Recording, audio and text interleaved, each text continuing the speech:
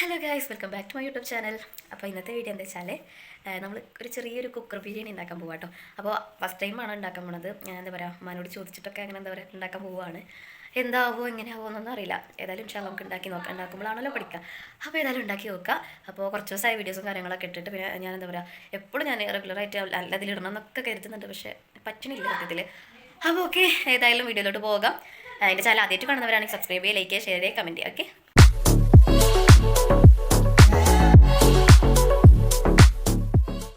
അപ്പോൾ ഗൈസ്, നമ്മൾ ചിക്കൻ കൊണ്ടാട്ടോ ഉണ്ടാക്കുന്നത്.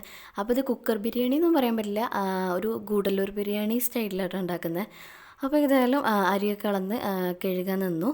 പിന്നെ അതേപോലെ മല്ലിച്ചപ്പും അതേപോലെ വെളുത്തുള്ളി, ഇഞ്ചി, തക്കാളി മെയിനാണ്, അതേപോലെ വലിയുള്ളിയും ലേശം വേണം കേട്ടോ. അപ്പോൾ അതൊക്കെ അരിഞ്ഞ് സെറ്റാക്കി വെച്ചിട്ടുണ്ട്. എന്നിട്ട് അതേ കുക്കർ അടുപ്പത്ത് വെച്ചിട്ട് അതിലോട്ട് ലേശം നെയ്യ് തൂവുക. പിന്നെ അതേപോലെ ഓയിലും അതിലോട്ട് വലിയുള്ളിയും അതേപോലെ അതിൻ്റെ മുമ്പ് പട്ടയും കറാമ്പും അതൊക്കെ ഇടുക.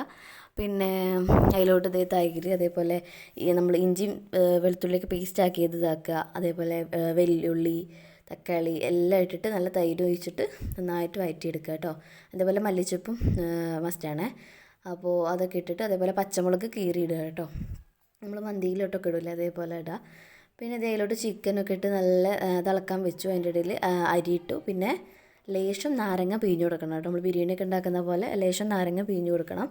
എന്നിട്ട് ഇതേ അടുപ്പത്ത് വേവിക്കാൻ വെച്ചു കേട്ടോ. അതിൻ്റെ ഇടയിൽ ഇത് കുറച്ച് ചിക്കൻ നമ്മൾ പൊരിക്കാമെന്ന് വെച്ചു. കാരണം ചോറിൽ വെച്ച ചിക്കന് നമുക്ക് കിട്ടുമെന്ന് ഉറപ്പില്ല. കാരണം ഇതാണ് ആകെ വെന്തുടയും, അത് ഉറപ്പാണ്. അപ്പോൾ പിന്നെ നമ്മൾ പൊരിക്കാമെന്ന് വിചാരിച്ചു. അതിനിടയിൽ ഇത് തൈരിന് ഉള്ളി എരിഞ്ഞിട്ടോ, നല്ല കണ്ണീര് വരുന്നുണ്ട്. എനിക്ക് ഉള്ളി എങ്ങനെ ഇതാക്കിയാലും കണ്ണിൽ നല്ല വെള്ളം വരും കേട്ടോ. അങ്ങനെ അതേ ചിക്കൻ പൊരിക്കാൻ വെച്ചു. പിന്നെ അതേ അവിടെ അപ്പോൾ ഇതിന് ചോറായിട്ടുണ്ട് കേട്ടോ. ചോറ് പെട്ടെന്നായിട്ടുണ്ട്. അങ്ങനെ അതേ ചോറായി, അതൊക്കെ മാറ്റി വെച്ചു. പിന്നെ ഇതേ അവിടെ കുറച്ച് പാത്രമൊക്കെ കഴുകാണ്ടായിരുന്നു, അപ്പോൾ അതൊക്കെ കഴുകി അങ്ങനെ അതേ അവിടെയൊക്കെ ഒന്ന് ക്ലീൻ ആക്കി വെച്ചു കേട്ടോ. അപ്പോൾ നല്ല എന്താ പറയുക, ചോറിനെക്കുറിച്ച് ഞാൻ ലാസ്റ്റ് പറയുന്നുണ്ട്. കഴിച്ചിട്ട് പറയുന്നതാണല്ലോ അതിൻ്റെ ഒരു ശരി. അപ്പോൾ ഏതായാലും കുഴപ്പമില്ലാത്ത സംഭവം തന്നെ കേട്ടോ.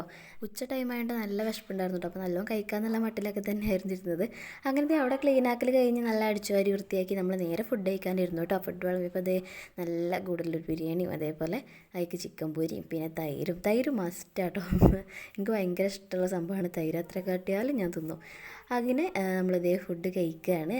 എൻ്റെ മുഖത്തെ എക്സ്പ്രഷനൊന്നും ഞാൻ ഇട്ടിട്ടില്ല കേട്ടോ, പക്ഷേ അടിപൊളി സംഭവമായിരുന്നു കേട്ടോ.